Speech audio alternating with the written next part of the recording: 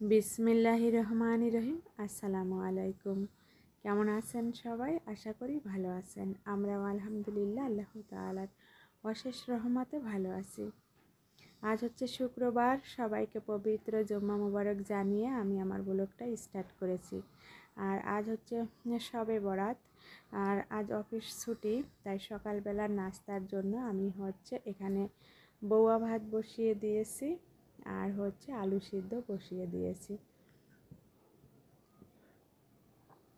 কাঁচামরিচ দিয়ে ভর্তা করব, এজন্য কাঁচামরিচও সিদ্ধ দিয়েছি। আর বউয়া ভাতে আমি হচ্ছে লবণ, হলুদ আর সামান্য তেল দিয়ে বউয়া ভাতটা বসিয়ে দিয়েছি। ফ্রিজে গরুর মাংস ছিল, তাই হচ্ছে বের করে রেখে দিয়েছি। আর যেহেতু শবে বরাত আর ছুটির দিন, তাই ভাবলাম যে একটু ভালো খাবারের আয়োজন করি। আলহামদুলিল্লাহ আজ আমি হচ্ছে দুপুরের জন্য গরুর মাংস ভুনা আর হচ্ছে চাউলের আটার রুটি তৈরি করব। গরুর মাংসটাকে আমি রাতেই বের করে রেখে দিয়েছিলাম, এখন হচ্ছে বরফটা ছেড়ে গিয়েছে, এখন পরিষ্কার করে নেব।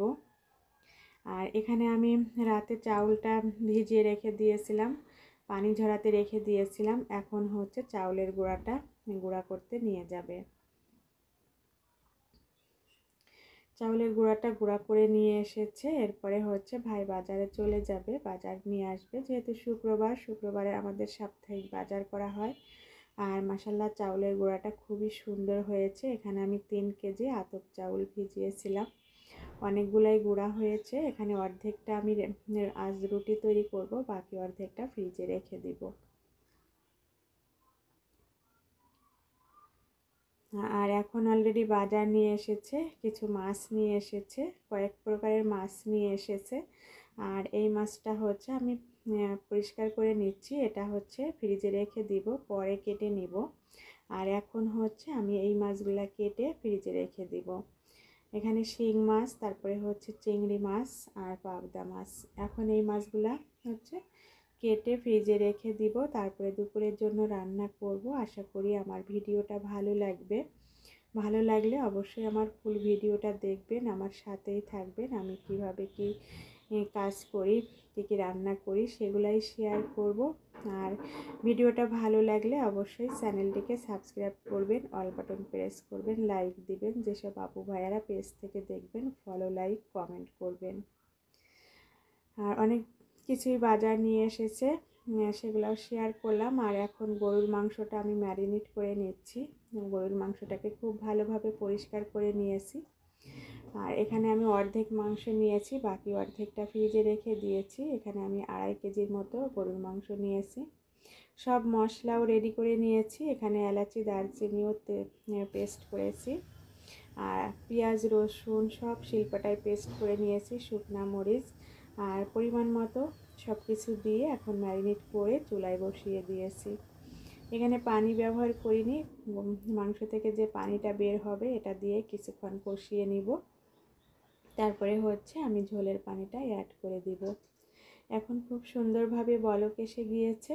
আর পাশের চুলায় হচ্ছে আমি চাউলের গুঁড়াটা সিদ্ধ বসিয়ে দিয়েছি। ফুটন্ত গরম পানিতে লবণ আর সামান্য তেল দিয়ে চাউলের গুঁড়াটা দিয়ে দিয়েছি। এখন আমি চুলার আঁচটাকে কমিয়ে 20 মিনিটের মতো চুলায় দমে রেখে দিব। আর এদিক দিয়ে হচ্ছে গরুর মাংসটাও কষানো হয়ে গিয়েছে। এখন আমি ঝোলের পানিটা অ্যাড করে দিয়েছি।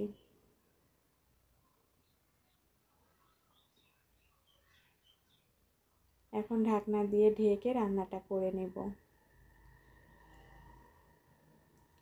আলহামদুলিল্লাহ এখন আমার রান্নাটা হয়ে গিয়েছে। আর একটা আলু দিয়েছি আমার ছেলে তানবীরের জন্য। এরপরে হচ্ছে আমি রুটিগুলা তৈরি করে ফ্রাই করে নেব। অফ ক্যামেরায় হচ্ছে রুটি তৈরি করে নিয়েছি, আর সবগুলা রুটি ফ্রাই করাও হয়ে গিয়েছে। এটা ছিল শেষ রুটি। আর সব কিছুই আমার কমপ্লিট হয়ে গিয়েছে। এখন আমি হচ্ছে কিচেনটাকে পরিষ্কার করে দুপুরের খাবারের জন্য রেডি করে নিব। আর সবাই অলরেডি এখন নামাজ পড়তে চলে গিয়েছে।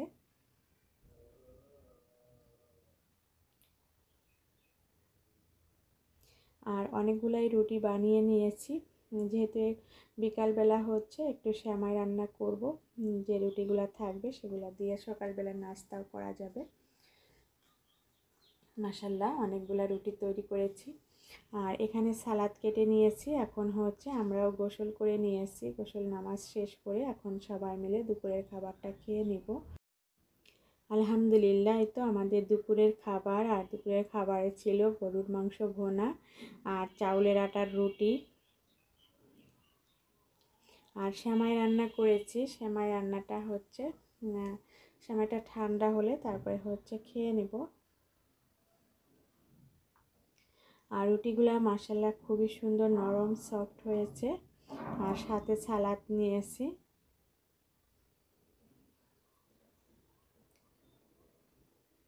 আজ এ পর্যন্তই। আল্লাহ হাফেজ। আসসালামু আলাইকুম। সবার জন্য অনেক অনেক দোয়া রইল।